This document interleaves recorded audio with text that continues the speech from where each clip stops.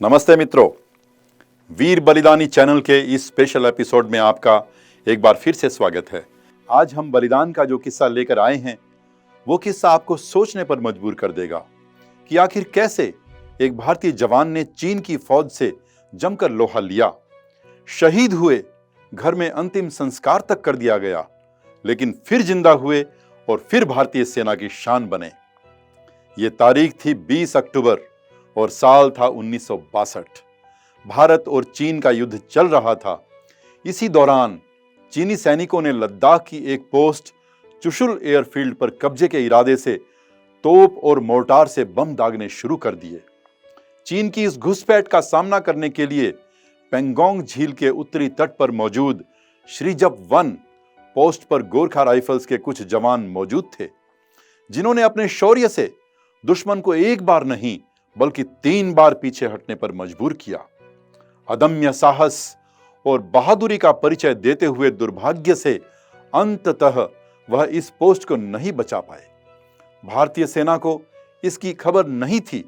इस पोस्ट पर चीनी हमले के साथ ही उसने मान लिया था कि उनके गोरखा जवान शहीद हो गए होंगे।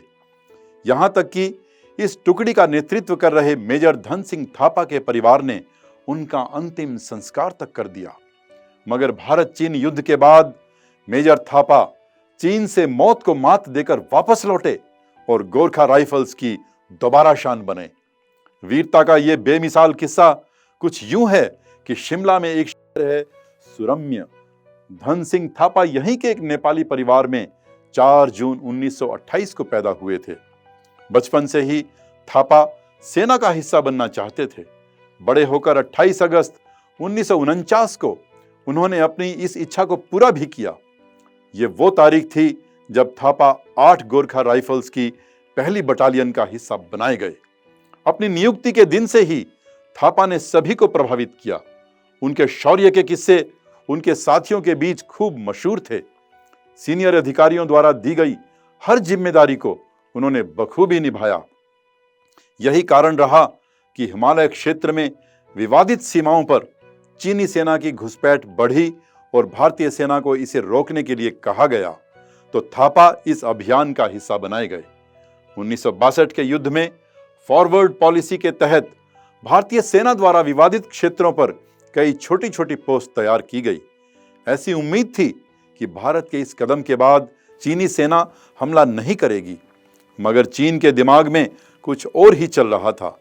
चीनी सेना ने भौगोलिक परिस्थितियों का लाभ उठाया और युद्ध की शुरुआत कर दी, जो इतिहास के पन्नों में काले अक्षरों में दर्ज हुआ। इस युद्ध के दौरान धन सिंह थापा 8 गोरखा राइफल्स की पहली बटालियन के 27 अन्य साथियों के साथ पेंगोंग झील के उत्तरी तट पर स्थित श्रीजप पोस्ट पर तैनात थे। उन्होंने अपने आसपास के करीब 48 वर्ग किलोमीटर के क्षेत्र को चीनी सैनिकों से सुरक्षित रखना था। तभी 20 अक्टूबर 1962 को चीनी सेना के करीब 600 सैनिकों ने तोपों और मोर्टारों की मदद से थापा की पोस्ट पर धावा बोल दिया। गोरखा दुश्मन के साथ पूरी ताकत से लड़े और बड़ी संख्या में चीनी सैनिकों को मार गिराया। साथ ही चीनी सैनिकों की पहली कोशिश को नाकाम कर दिया। दुश्मन गोरखाओं के जवाब को देखकर हैरान था। उसके समझ नहीं आ रहा था कि वो क्या करे। मसलन गुस्से में आकर वो तेजी से थापा की पोस्ट के करीब पहुंचे और उसे आग के हवाले कर दिया। गोरखाओं ने हैंड ग्रेनेड और छोटे हथियारों से एक बार फिर से दुश्मन को मुंह तोड़ जवाब दिया।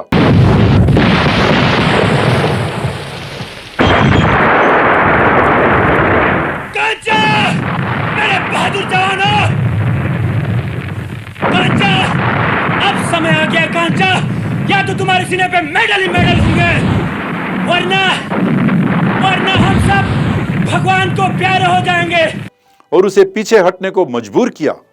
इस पोस्ट को जीतने की यह चीन की दूसरी कोशिश थी, जिसे थापा की छोटी सी टुकड़ी ने नाकामयाब कर दिया था। दूसरे सैनिक समझ चुके थे कि इस पोस्ट को जीतना उतना आसान नहीं है जितना वो समझ रहे थे।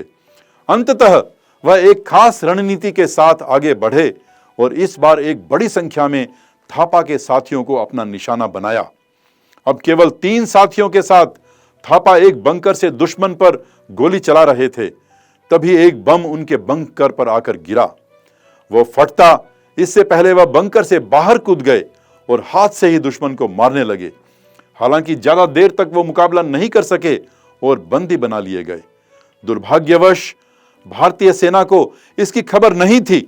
उनके मुताबिक थापा अपने साथियों के साथ युद्ध भूमि में शहीद हो चुके थे। उधर थापा की शहादत की खबर उनके परिवार को मिली तो वो शोक में डूब गए। अंततः इससे बाहर आकर उन्होंने थापा का अंतिम संस्कार तक भी कर दिया। भारत सरकार ने उनकी वीरता का सम्मान करते हुए उन्हें परमवीर चक्र देने की घोषणा कर दी। मगर थापा की कहानी यहीं खत्म नहीं हुई। कुछ वक्त बाद युद्ध खत्म हुआ तो चीन ने भारत को एक लिस्ट सौंपी। इस लिस्ट में उन लोगों के नाम शामिल थे जिन्हें उसने युद्ध के दौरान युद्ध बंदी बनाया था। इस सूची में एक नाम मेजर थापा का भी था, जिसे पढ़कर पूरा देश झूम उठा। 10 मई 1963 को थापा चीन से मौत को मात देकर वापस लौटे तो सेना मुख्यालय समेत पूरे देश ने उनका भव्य स्वागत किया। बंदी बनाए जाने के बाद उन्हें कई तरह की प्रताड़ना से गुजरना पड़ा था, मगर इस गोरखा को वो झुका नहीं पाए। चीन से लौटने के बाद थापा कई साल तक सेना का हिस्सा रहे। बाद में वो रिटायर हुए तो अपने परिवार के साथ लखनऊ में जा बसे। वहीं उन्होंने 5 सितंबर 2005 को हमेशा हमेशा के लिए अपनी आंखें मूंद ली। एक ऐसे वीर सैनिक ने जिनकी बहादुरी और दिलेरी का ये किस्सा हमेशा हमारे इतिहास में गूंजता रहेगा, हमेशा ये हमारे इतिहास में स्वर्णिम अक्षरों में लिखा जाता रहेगा। धन्यवाद।